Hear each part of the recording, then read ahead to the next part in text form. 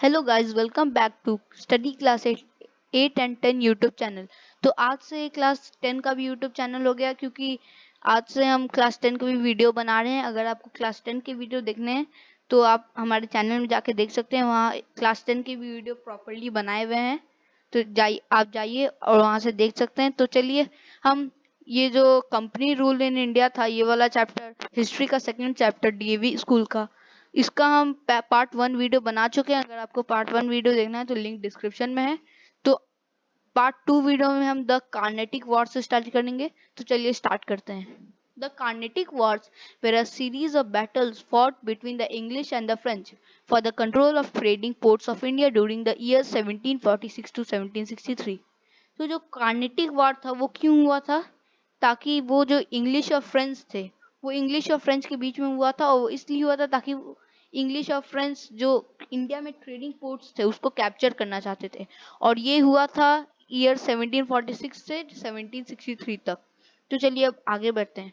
These wars were driven by opportunism on all sides, and though the native prince did not want to surrender their territory to an outside power, they often cooperated willingly with Europeans to strengthen their own position।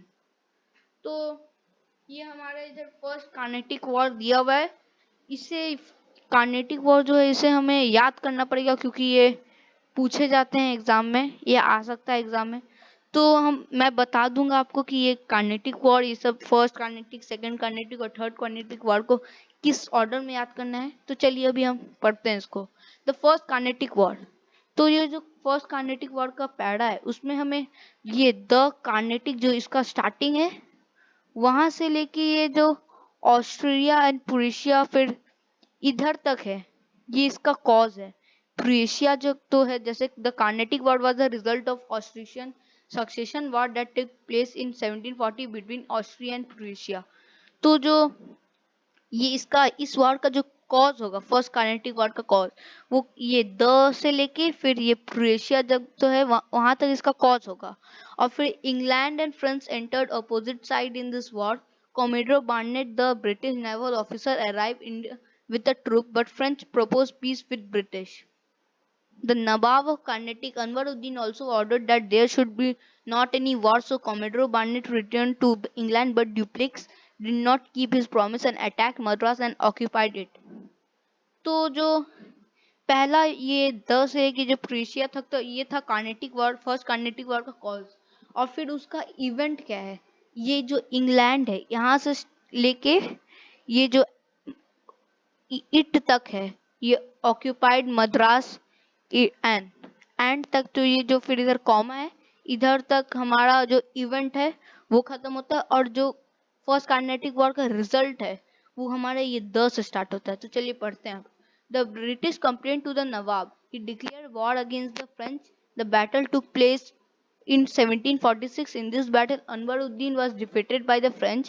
The Austrian Succession War came to an end in 1748. The power of France weakened in India also. France was forced to sign a treaty and hand over Madras back to England। तो ये जो the से है, the से लेके फिर England तक इसका रिजल्ट होगा। तो हमने पढ़ा कि ये फिर ये पहला स्टार्टिंग का जो द है वहां से प्रूशिया तक उसका कॉज है।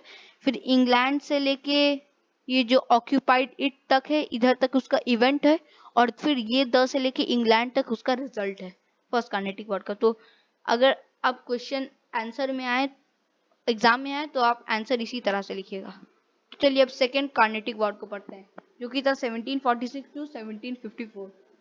There was a war of succession between Chanda Sahib and Anwaruddin for the Carnatic नवाबशिप।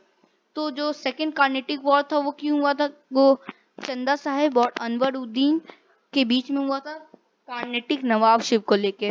मतलब कार्नेटिक एक रीजन था वहां का, नवाबशिप को लेके सेकेंड कार्नेटिक वॉर हुआ था। वो किसके बीच में हुआ था? चंदा साहेब और Anwaruddin. After the death of Nizam al Mulk the Deccan सूबेदार इन 1748, a war broke out between Muzaffar जंग, grandson of निजाम अल मुल्क, and नसीर जंग, son of निजाम अल मुल्क। तो जो निजाम अल मुल्क थे, डेक्कन सूबेदार, उसके डेथ के बाद, उनका डेथ हुआ था 1748 में। उनके डेथ के बाद जो दो आदमी के बीच में लड़ाई हुआ था, एक मुजफ्फर जंग और दूसरे नजीर जंग। मुजफ्फर जंग ग्रैंडसन थे निजाम उल मुल्क के, और नसीर जंग जो थे वो निजाम उल मुल्क के बेटे थे। The French signed a secret treaty with Muzaffar Jung and Chanda Sahib to help them and with well trained French forces. तो जो फ्रेंच थे उन्होंने एक ट्रीटी साइन किया, किसके साथ? मुजफ्फर जंग के साथ और चंदा साहिब के साथ। मतलब मुजफ्फर जंग और चंदा साहिब एक हो गए थे, और वो दोनों अनवर उद्दीन और ये नसीर जंग है इसके खिलाफ लड़ाई कर रहे थे। तो जो फ्रेंच थे उन्होंने मुजफ्फर जंग और चंदा साहिब से एक ट्रीटी साइन किया और उन्हें प्रॉमिस किया कि वो उनके लड़ाई में अपनी फोर्सेस को भेजेंगे। They defeated Nazir Jung and Anwaruddin, the Nawab of Carnatic, and gained monopoly of trade over South India. तो पहले जो कार्नेटिक के नवाब थे वो तो अनवरुद्दीन थे, लेकिन जब फ्रेंच ने मुजफ्फर जंग और चंदा साहिब से ट्रीटी साइन किया उसके बाद मुजफ्फर जंग और चंदा साहिब ने अनवरुद्दीन और नजीर जंग को हरा दिया। तो और उसके ऊपर फिर उसके बाद वो साउथ इंडिया में बहुत अच्छा उन्हें ट्रेड मिलने लगा। और फिर Anwaruddin died in the battle and his son Muhammad Ali ran away. On the other hand, the English plotted with Nazir Jung and defeated the French army. तो जो अनवरुद्दीन और नसीर जंग थे, तो उसमें अनवरुद्दीन बैटल में मर गए। तो उनके मरने के बाद उनके जो बेटे थे मोहम्मद अली वो भाग गए बाहर, और दूसरे हैंड पे वो जो इंग्लिश थे, इंग्लिशमैन, उन्होंने नजीर जंग के साथ फिर से अपना एक ट्रीटी साइन किया और जो फ्रेंच आर्मी था उन्हें डिफीट कर दिया, क्योंकि इंग्लिश मैन जो थे उस टाइम सबसे स्ट्रांग थे। तो अनवरुद्दीन के मरने के बाद भी जब नजीर जंग अकेले बच गए तब इंग्लिश मैन ने उनके साथ एक ट्रीटी साइन किया और फिर जो फ्रेंच आर्मी और मुजफ्फर जंग और चंदा साहब थे ये तीनों को हरा दिया उन्होंने। तो चलिए हम अब थर्ड कार्नेटिक वॉर पढ़ते हैं। The Third Carnatic War began in 1756 between the French and the English. तो जो थर्ड कार्नेटिक वॉर था वो 1756 में हुआ था फ्रेंच और इंग्लिश के बीच में। When the French besieged Madras, Robert Clive sent Colonel Ford to occupy northern Kirkaz. Ford occupied northern Kirkaz and brought Salabat Jung, Fort Nizam of Hyderabad, under his control. Salabat Jung gave northern Kirkaz to the British. तो third Carnatic war था वो किस लिए हुआ था? वो 1756 में हुआ था और फ्रेंच और इंग्लिश के बीच में हुआ था। ये इसलिए हुआ था क्योंकि जो फ्रेंच थे उन्होंने मद्रास को डिसाइड कर लिया था, और फिर रॉबर्ट क्लाइव जो एक जनरल थे इंग्लिश आर्मी के, उन्होंने कॉलोनल फोर्ड को बोला कि तुम नॉर्दर्न किरकार्स को ऑक्यूपाई करो। तो फिर फोर्ड ने नॉर्दर्न किरकार्स को ऑक्यूपाई किया और जो नॉर्दर्न किरकार्स के जो निज़ाम थे वो उन सलाबत जंग, फिर फोर्ड ने सलाबत जंग को नॉर्दर्न किरकास को देने के लिए कहा, तो सलाबत जंग ने ब्रिटिश आर्मी को नॉर्दर्न किरकास दे दिया। A battle took place in 1760 at Wandiwash between the English and the French. तो एक बैटल फिर हुआ 1760 में वांडीवाश में इंग्लिश और फ्रेंच के बीच में। The French were defeated, Pondicherry was occupied by the British.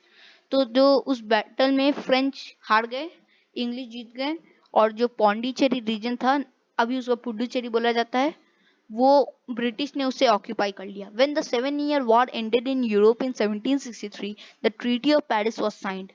तो जब 7 साल का जो लड़ाई था, सोच सकते हैं 7 साल तक लड़ाई चल रहा था, तो वो जब खत्म हुआ तब यूरोप में जब वो लड़ाई खत्म हुआ 1763 में, तो ट्रीटी ऑफ पेरिस साइन हुआ था। ट्रीटी ऑफ पेरिस ये था कि as per this treaty Pondicherry was given back to the French. So Pondicherry जिसे ब्रिटिश ने ऑक्यूपाई कर लिया था वो फिर फ्रेंच को वापस दे दिया गया था। Robert Clive succeeded in making a name for himself of the native Prince.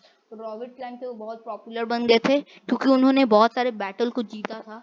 He won many battles for the English and foiled Dupleix the French general. तो उन्होंने बहुत सारे ब्रिटिश के लिए बहुत सारे वॉर जीते, और जो ड्यूप्लिक्स थे फ्रेंच जनरल उन्हें हर एक टर्न पे वो हराते गए।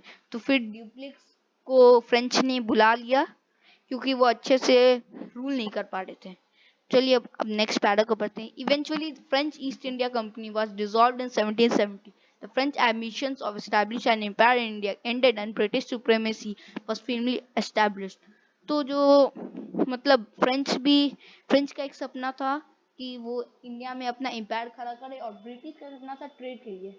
लेकिन ब्रिटिश धीरे धीरे उन्होंने एडमिनिस्ट्रेशन को लेके इंडिया पे राज करना स्टार्ट किया, और जो फ्रेंच का सपना था इंडिया में एम्पायर खड़ा करने का, वो डिसॉल्व हो गया 1770 में।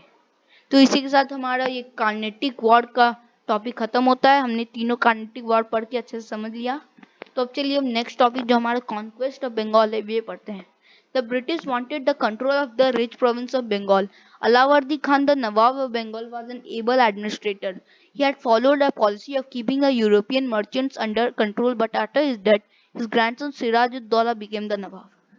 तो जो कॉन्क्वेस्ट ऑफ बंगाल टॉपिक में हमें पढ़ा कि जो बंगाल के नवाब थे अलावर्दी खान, वो एक बहुत अच्छे एडमिनिस्ट्रेटर थे, और वो पॉलिसी फॉलो करते थे जिसमें वो यूरोपियन ट्रेडर्स को अपने कंट्रोल में रखते थे। लेकिन जब उनका डेथ हुआ उसके बाद सिराज उद्दौला बने बंगाल के नवाब। ब्रिटिश ब्रिटिश ने इस मौके का फायदा उठा के अपना फोर्टिफिकेशन और बढ़ा लिया कोलकाता में। तो meanwhile Siraj-ud-Daulah troops took over Kolkata. Robert Clive set out from Madras with an army of 900 Europeans and 1,200 sepoys, armed and trained in the European style of warfare, and recaptured Kolkata.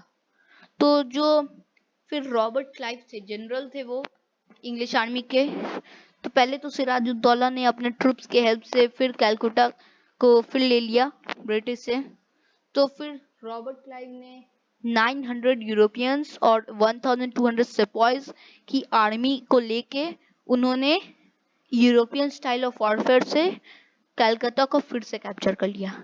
तो आज की इस video के लिए बस इतना ही। अब हम अगली वीडियो में पार्ट 3 वीडियो में मिलेंगे, और जहां हम इस चैप्टर को खत्म कर देंगे। और अगर आपको पार्ट 1 वीडियो देखना है तो लिंक डिस्क्रिप्शन में आप जाके देख सकते हैं।